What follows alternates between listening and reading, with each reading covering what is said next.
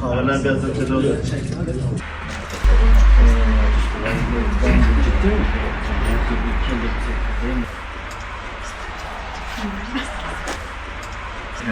Basını, medyayı her zaman ve çalışanlarını önemsiyoruz. Çünkü özellikle bizim gibi sivil toplum kuruluşlarının, insan yardım faaliyet yürüten STK'ların aslında mutfakta pişen, sahada uygulanan ama bunun kamuya ulaşması adına en az bizim kadar bu sorumluluğu taşıyan ve bunun duyulması için gerçekten burada büyük gayretler ortaya koyan basın mensuplarının emeklerini biz takdir ediyoruz. Çok teşekkür ediyoruz. Allah razı olsun. Bu çalışmalar aslında hepimizin ortak gayretiyle ortaya çıkıyor neticede. Bu çalışmalar kamuoyuna duyurulduğu zaman.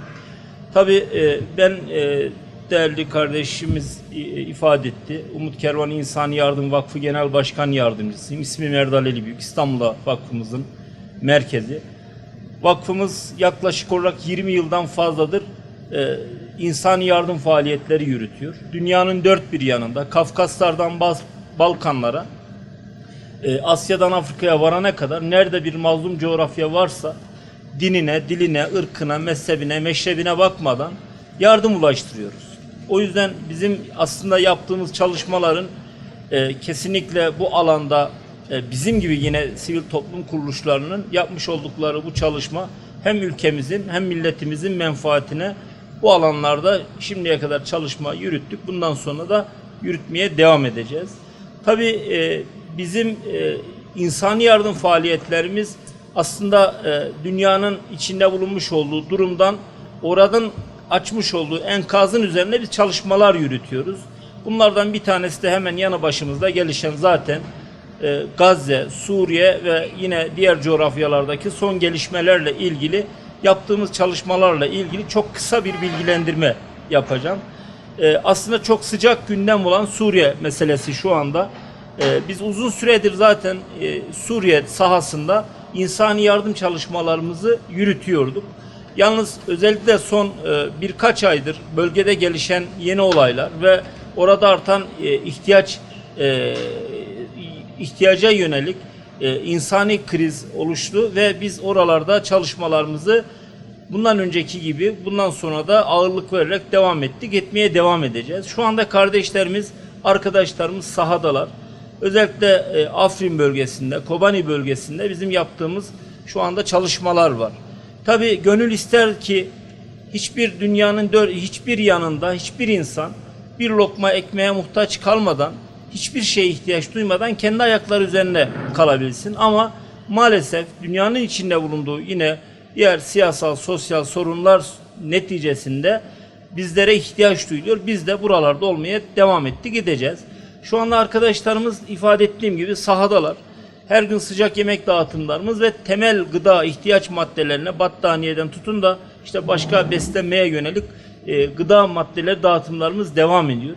Bunun yanı sıra yine o insani krizin derinleşerek devam eden insani krizin bize yüklemiş olduğu sorumluluk gereği Türkiye'nin dört bir yanında şu anda hazırlanan tırlarımız var. Bunlardan bir tanesi de Van'dan inşallah tırlarımızı kaldıracağız. İçerisinde ısıtıcıdan battaniyeye, gıdadan ayakkabıya, botlara yani hem soğuktan korunmak için hem de beslenmek için kışın zor şartlar altında beslenmek ve giyime yönelik acil olarak belirlediğimiz ihtiyaç maddelerini inşallah yakın zamanda biz Van'da hareket edeceğiz. Van'dan hareket ettireceğiz tırlarımızı. Tabii ifade ettiğim gibi şu anda yaklaşık olarak 10 ilden biz yardım tırlarımızı şu anda hazırlıyoruz.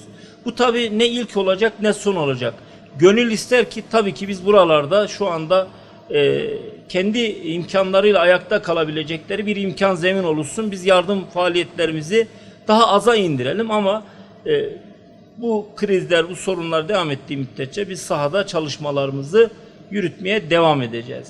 Yine değerli basın mensupları çok sıcak gündem olan, sıcaklığını koruyan Gazze meselesi. Yine biz Gazze'deki çalışmalarımızı en başından itibaren oradayız. Partner kuruluşlarla çalışmalarımızı devam ediyoruz. Şu anda orada gerek sıcak yemek dağıtımlarımız, gerek gıda dağıtımlarımız, gerek su dağıtımlarımız, gerek çadır kentlerimizin kurulumunu gerçekleştirdik. Çalışmalarımız devam ediyor. Yine yakın zamanda bir hastanenin diyaliz bölümünü büyük meblağlı bir 630 bin dolarlık bir projeydi. Orayı bitirdik. Teknik ekipmanlarıyla beraber hem hastane araçlarını tedarik etmek suretiyle Gazze'deki kardeşlerimizin hizmetine sunduk. Orada da dediğim gibi yani hem gıdaya yönelik, beslenmeye yönelik hem de barınmaya yönelik çalışmalarımız devam ediyor. Yine yakın zamanda ben Sudan'daydım. Bundan yaklaşık olarak 2-3 hafta önce Sudan'a gittim. Aslında Sudan'da şu anda bizim kanayan yaralarımızdan bir tanesi, kanayan coğrafyalarımızdan bir tanesi. Gazze ve Suriye belki can yakıcı olarak şu anda gündemde olduğu için biraz Sudan arka planda kalmış gibi olsa da aslında Sudan'daki insani kriz de Gazze yaratmayacak kadar büyük bir insani kriz var. Sahada gittik. Yaklaşık olarak bir hafta oralarda kaldık. Hem faaliyetlerimizi, çalışmalarımızı yürüttük hem de diğer taraftan sahada gözlemlerimizi, tespitlerimizi yaptık. 50 küsür milyonluk ülkede yaklaşık olarak şu anda 18 milyon insan mülteci durumuna düşmüş. Yani kendi ülkesinde bir yerden bir yere yer değiştirmek zorunda kalmışlar. 50 bin çocuk kayıp. Bunun yanı sıra 30 milyon insan açlık sınırının altında yaşıyor. Geri kalan insanlar da yoksulluk sınırı altında yaşıyor. Tabii ki bunun siyasal veya sosyal nedenleri üzerine çok fazla konuşulabilir ama bugün biz inşallah daha çok oralarda yaptığımız insani faaliyetlerimizi, çalışmalarımızı ifade etmek için buradayız. Yine orada çadır kurulumlarımız, battaniyelerimiz, beslenme için gıda dağıtımlarımız, sıcak yemek dağıtımlarımız ve diğer tarafta nakdi anlamda kardeşlerimize yardımcı olma adına oradaydık. Yakın zamanda da Ramazan ayı içerisinde de ağırlıklı olarak zaten biz Gazze, Suriye ve Sudan üzerinde çalışmalarımıza yoğunlaşacağız ve bu çalışmalarımızı imkanlar dahilinde orada sürdüreceğiz. Tabii değerli basın mensupları, biz özellikle coğrafyamızda yanı başımızda gelişen bu açlıklara, yokluklara, sefalete yönelik çalışmalar yürütürken kendi ülkemizdeki sosyal sorunlara da duyarsız kalmıyoruz. Burada da yürüttüğümüz çalışmalar var. Van özelinde aslında uzun yıllardır Van Umut Kervanı İnsani Yardım Derneği olarak beraber merkez olarak protokol yaptığımız bir derneğimiz. Ciddi bir çalışmalar var. Özellikle bizim hayata yakın zamanda, geçen sene yine bu tarihlerdeydi, ben Van'a gelmiştim. Sosyal market projemizi hayata geçirmiştik. Bu projemizden de kısaca size bahsetmek istiyorum. Sosyal market projesi bir ticari bir kuruluş değil tabii ki. Bizim vakfımızın bünyesinde ihtiyaç sahibi ailelerine açmış olduğumuz market. Burada bizim bu marketi açmamıza neden olan 3 tane sebep vardı. Bir, yardım ulaştırdığımız ailelerin onurlarını muhafaza etme. Yani her defasında elimizde kolilerle kapılarına gittiğimiz zaman hem çocuklarının yanında hem konu komşu akrabalarının, dostlarının, mahallelinin yanında ister istemez rencide oluyorlardı. Biz artık dedik ki çalışmalarımızı çok daha nitelikli ve incelik, nezaket içeren bir anlayışa evirelim. O yüzden de artık kardeşlerimiz, ihtiyaç sahibi insanlar zaten maddi imkansızlıklarla hayatın onların üzerine yüklemiş olduğu ağır yükün altında ezilirken bir tarafta da biz her defasında elimizde yardım kolileriyle giderek onların bir kez daha yoksulluklarını yüzlerine vurmayalım. O yüzden marketimize geliyorlar. Marketten içerisinde marketimizin gıda maddelerinden, yani bakliyat ürünleri var, et ürünlerimiz var, diğer tarafta temizlik ürünlerimiz var, tekstil ürünlerimiz var, yani giyim üzerine, ve giyim de tabii ikinci el değil, hepsi yeni sıfır eşyalar kendilerine hediye ediyoruz. Diğer tarafta bir markette olması gereken temel ihtiyaç maddelerine yönelik marketimizde ürünler var. Ailelere tanımladığımız kartlarımız var. Umut kartı dediğimiz kartımız. Tanımladığımız bir kart tabii. Her ailenin ihtiyacına göre bir limit belirliyoruz. O kartı kendilerine veriyoruz. Marketten alışveriş yapar gibi markete içine giriyorlar. Market arabalarını alıyorlar. İçerisinde neye ihtiyaçları varsa onu alıyorlar ve kasaya geliyorlar. Hiçbir ücret ödemeden kartlarını okutuyorlar. Marketten alışveriş yapmış gibi bu ihtiyaçlarını karşılıyorlar. Birinci neden onların dediğimiz gibi onurlarını muhafaza etmek. İkinci neden ise bizim onlara ne götürdüğümüz veya neye ihtiyaç duyduklarını diye öngördüğümüz değil, onların neye ihtiyacı var. Yani elimizde içerisinde bakliyatın, zeytinin, peynirin, yağın, çayın, şekerin içinde bir koli götürmemiz belki bizi vicdani anlamda rahatlatabilir. Sorumluluğumuzu yerine getirme anlamında da bize vicdani bir rahatlık sağlayabilir. Ama gerçekten bu yardım paketleri bu ailelerin ihtiyacını mı karşılıyor? Yoksa gerçekten de biz orada en kolay yolu mu seçiyorduk? Bunun üzerine çok konuştuk, çok tartıştık. Biz dedik ki ailelerin bizim onlara götürdüğümüz ne olduğu, paketin içinde ne olduğu değil, onların neye ihtiyacı varsa bu ihtiyaçlarını gelip karşılasınlar. Diğer tarafta üçüncü neden bu sosyal marketleri açmamızın sevk eden düşüncelerden bir tanesi, iş adamlarımızı ve hayırseverlerimizi bu işin bir paydaşı haline gelmek. Yani ben size nakit veriyorum, siz ne yaparsanız yapından ziyade ben de bu işin, bu projelerin bir parçası olmak istiyorum. Çünkü gerçekten iyilik bulaşıcıdır. İyiliğin iyi etme etkisi vardır.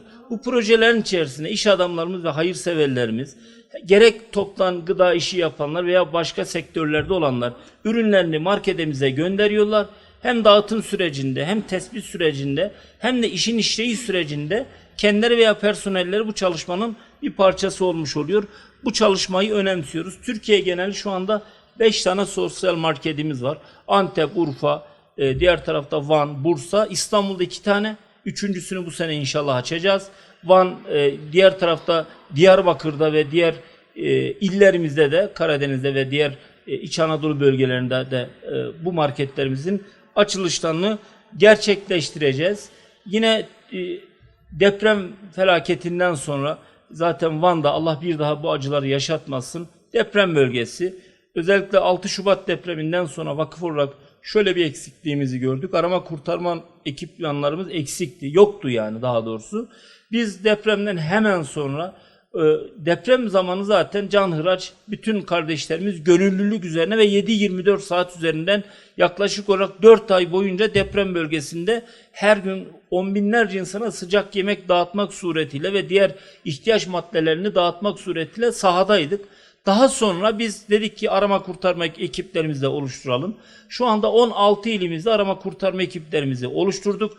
AFAD'la beraber, AFAD'la yaptığımız protokol çerçevesinde 3 aşamalı olan eğitim süreçlerinin ilk aşaması olan hafif arama kurtarma ekiplerimizin eğitimleri tamamlandı. İnşallah diğer arama kurtarma ekiplerimizle yapacağız eğitimlerini. Van'da bu noktada şu anda bizzat sahada AFAD'la koordineli bir şekilde gerek eğitim süreçleri gerekse ihtiyaç duyulduğunda bir fiil arama kurtarma ekiplerine destek amacıyla sahada oluyorlar. Olmaya da devam edecekler. Ve diğer tarafta inşallah yakın zamanda Milli Eğitim Bakanlığı ve İl Milli Eğitim Müdürlükleri düzeyinde yapacağımız protokol çerçevesinde de yine kamu yararına, kamuyla ilgili yani sorumluluğumuzu yerine getirme noktasında eğitim alanında projeler geliştireceğiz. Bu da bizim inşallah önümüzdeki süreçte önümüze koyduğumuz çalışmalardan bir tanesi. Anlatacak çok şey var ama ben burada çok fazla vaktinizi almak istemiyorum. Van özelinde de sağ olsun dernek başkanımız Sedat Bey ve diğer yine Cüneyt Bey kardeşimiz gerçekten 7-24 ve fisebilillah gönüllü olarak bu çalışmaları yürütüyorlar, yürütmeye devam edecekler. Şu kadarını söyleyeyim ki ben aynı zamanda Umut Kervanı İnsani Yardım Vakfı'nın teşkilatlardan sorumlu başkan yardımcısıyım.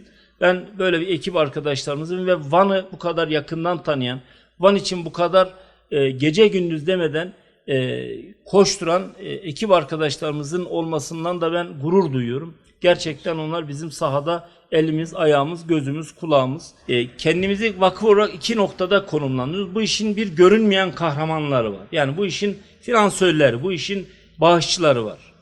Bir de sahada arkadaşlarımızı tanımlarken diyoruz ki itfaiye erleri gibi bizim gönüllü olan arkadaşlarımız. Yani Allah muhafaza bir yerde yangın çıktığı zaman itfaiye erleri herkes yangından kaçarken o itfaiye erleri o ateşi söndürmek için koşarlar değil mi? Bizim bu alandaki kardeşlerimiz de tabi caizse nerede savaş bölgesi, açlık, yoksulluk veya başka sorunlar olan bölgelere koşuyorlar. Ama aynı zamanda bu işin hayırseverleri de biz görüneniz. Yani vitrindeyiz veya kurumlarımız biliniyor ama gerçekten bu işin esas kahramanları hayırsever bağışçılarımız. Allah onlardan razı olsun. Ne zaman bir çağrı yapsak çağrımıza icabet ediyorlar. Hatta biz Van'dan yakın zamanda çıkaracağımız tırlarımızla ilgili çağrı yapar yapmaz, özellikle 2 gündür ben burada zaten çalışmalarımızı yürütüyorum.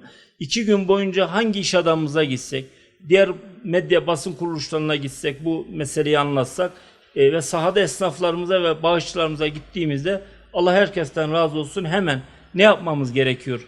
Bize yeter ki ne yapmamız gerektiğini söyleyin diye bize bu kadar açık çek veriyorlar, sağ olsunlar. Biz de inşallah onların bize göndermiş olduğu ihtiyaç maddelerini en kısa sürede Suriye'ye ulaştıracağız. Tekrar söylüyorum, bizim esas bu işin kahramanları, bu işin gerçekten hani böyle görünmeyen bir elimiz var. O görünmeyen elde iş adamlarımız, hayırseverlerimiz, bağışçılarımız. Allah onların birini bin etsin. Bereketlendirsin.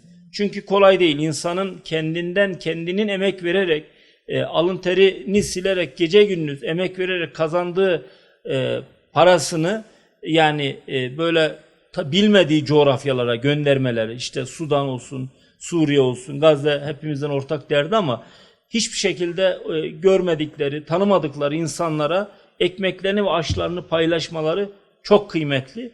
Ve biz inancımızın gereği de biliyoruz ki onlar inşallah o yaptıkları bağışlar Allah'ın izniyle inşallah Rabbimizin huzurunda kendilerine büyük bir mükafat olarak dönecekler. Buradan da bağışçılarımıza ben tekrardan teşekkür ediyorum. Gerçekten dün ve bugün de inşallah bu ziyaretleri gerçekleştireceğiz. Allah razı olsun.